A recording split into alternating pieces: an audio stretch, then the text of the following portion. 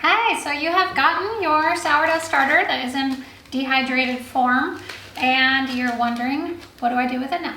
So you've gotten this. This is from my mother's starter. Her name is Martha.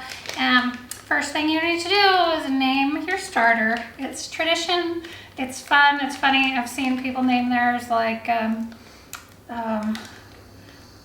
Clint Eastwood. You know, you can get creative with it. So you're gonna want a small cup or a mason jar, drinking glass, a bowl, whatever you want to use for this. I'm using a mason jar today, just a little guy, and you're gonna just empty your packet of dried starter into your cup. Then you're gonna use a chopstick and 30 grams of room temperature or cool water. Just make sure that it's not really warm, otherwise you'll kill the yeast that's in your starter. So you're just gonna add that. And what we're doing now is just making sure that everything in your cup is gonna get rehydrated.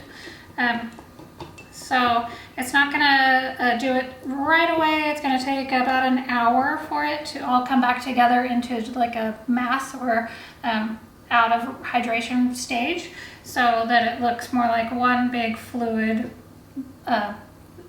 starter. So mine is looking like a bunch of little chunks in some water. And I'm gonna let this sit for an hour, and then I'll show you what it should look like in 1 hour.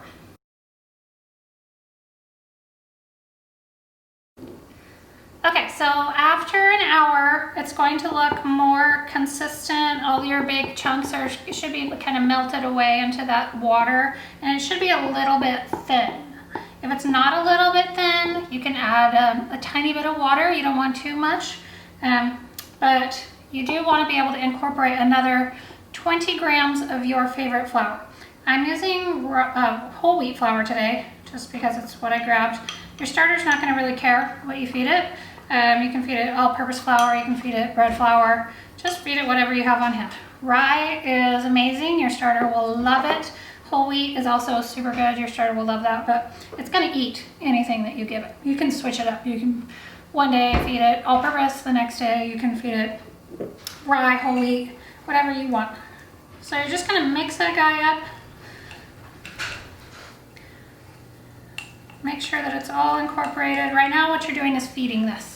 So it was fed when I dehydrated it, and now you're going to feed it again, wake it up, it's gonna start eating, and it should get a tiny bit bubbly off of this.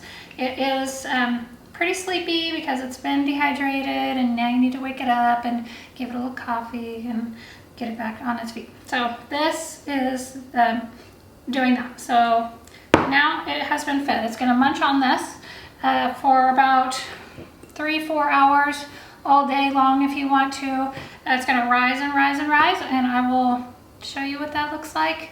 After about 4 hours, I'll show you what that looks like, and I'll be right back.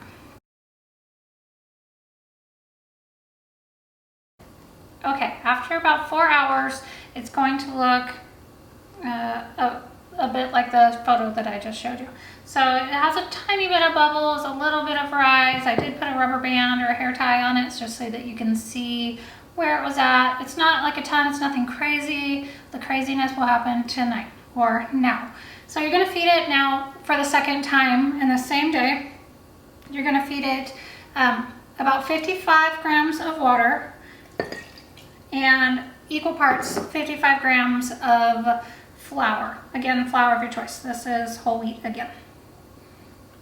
If you don't have a scale, you really want a scale. It's going to change your bread game, where you'll have such a better result, such a more cohesive outcome of your bread. You'll know exactly what you're putting into it. Cups all weigh the same, so if your flour's compacted when you get your cup out, it's going to be a lot more dense than if it's fluffy, and you know, so getting those grams really makes a difference. So now you're fed. Just swirl this guy around. make sure your cup is big enough for your starter to over double. So it could triple, it could quadruple. I like these mason jars. If you have a taller mason jar, that works too. I like to have something that I can put a lid onto, and I love chopsticks for everything. I stir my coffee from tea and everything. It's chopstick city up in here. Get your finger a little bit wet or transfer this into a new jar. So I have my fingers wet. I'm just gonna rub down the sides of my jar just to get it nice and clean. Oh, cleanish, I guess.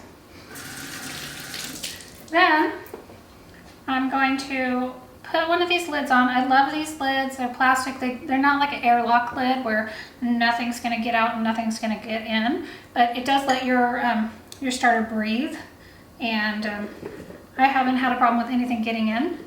If you are weird about it, you could put, you know, like a piece of tea towel that you've cut into a square or a circle and put a ring around it or a rubber band around it. But once mine does become active, I will show you a photo of that and what it looks like.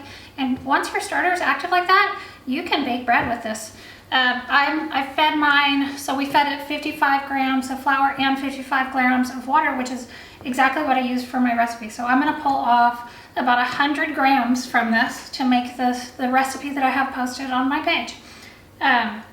For that recipe, yeah, it's about 100 grams, 95 to 100. And then just leave what your scrapings left in here. You don't have to feed those again until you want to make bread again. So if you don't want to make bread again tomorrow, I'm going to put this in the refrigerator, and I'm not going to feed it again until next week when I decide I want to make bread. Then I'm going to feed it whatever your recipe calls for. Mine is about 55 and 55, like I said. Somehow it disappears somewhere. You'll feed it 50 grams because you want 100, and you'll only have 95 grams of starter. I don't know where it goes. Little angels come and steal it in the night.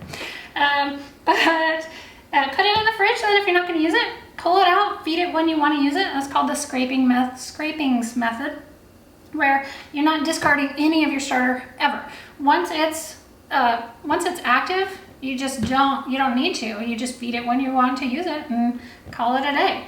I'm going to make bread with this like tomorrow. So it's going to activate all night, and then I don't have to wait for it to activate in the morning.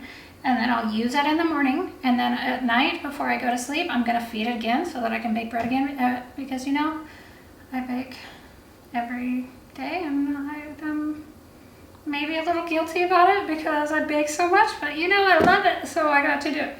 So anyways, that's it. If you have any questions at all, if yours for some reason is not doing what I'm telling you that it's going to be doing, then shoot me a message. I have an Instagram. It's called Krista's Kitchen with 2 underscores in between, and you can shoot me a message there, or you can message me here. You can drop a comment or whatever you want. But I hope that this works out for you, and I hope that you love it. I have a loaf in the oven right now, so I'm gonna grab it and I'll be right back. All right, here she is. Just out of the oven. She's about 205 degrees inside if you stick a instant read thermometer in there. Do it from the bottom because it's not the pretty side, but look how beautiful it is. Just love. I love giving these away as presents. I love everything about it. I love the noise. Listen. It's just so good. So I did do a scoring video on this, and it's going to be probably uploaded before this video is, so you'll recognize this if you've watched it. But yeah, that's pretty much it. With this starter, that's the exact same starter that I'm using here. So it's guaranteed to work. If it's not working for you, please message me. Don't feel weird. Don't feel like it's something you did. If my directions aren't coming through clear, shoot me a message, and I'd love to help you. I'd love to help you with anything that I can help you with. So again, okay, I'll see you guys later. Happy baking.